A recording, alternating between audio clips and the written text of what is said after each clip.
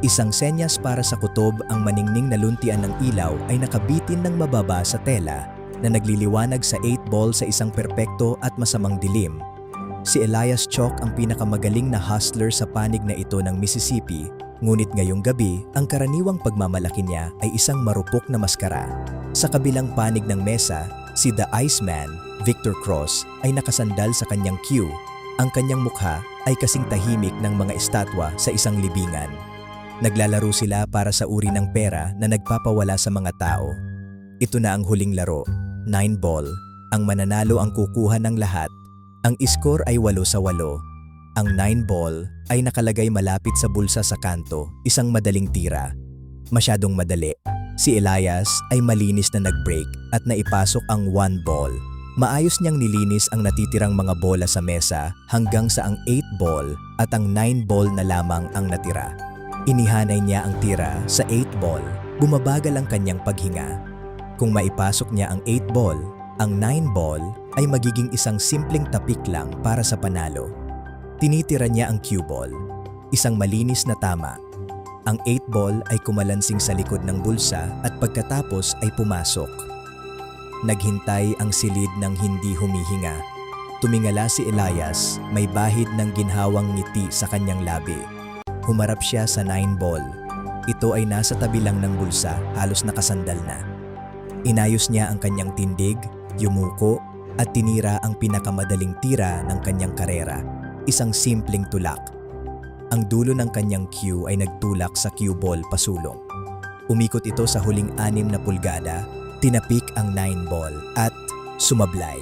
Hinalikan ng 9 ball ang gilid ng bulsa at nanatili roon, nakapirmi.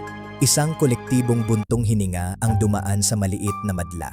Tumayo si Elias. Ang kanyang puso ay humahampas sa kanyang mga tadyang. Hindi siya maaaring sumablay sa tirang iyon. Imposible.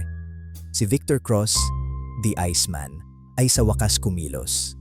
Hindi niya dinampot ang kanyang cue. Sa halip, inabot niya ang bulsa ng kanyang vest at inilagay ang isang maliit, makintab na silindro ng metal sa tela sa tabi ng 9 ball. Ito ay isang maliit at malakas na magnet. Tumingin si Victor sa nanlalaking mga mata ni Elias, ang kanyang boses ay isang mababa, nakakapangilabot na bulong. Hindi ka sumablay, Elias. Tiniyak ko lang na hindi ka papayagan ng mesa na manalo.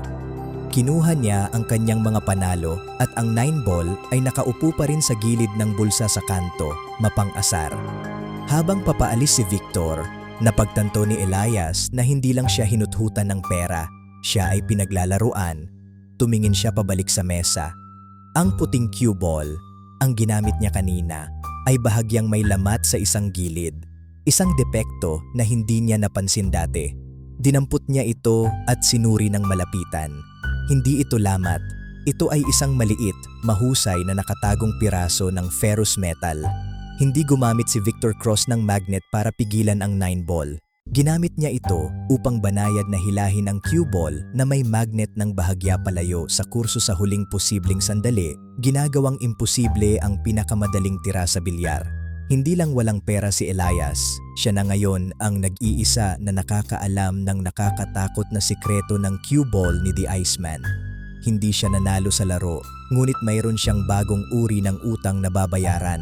Ang utang ng pananahimik o ang halaga ng paglalantad sa isang hustler na naglalaro ng isang laro na mas mapanganib pa kaysa sa bilyar. Salamat sa panonood.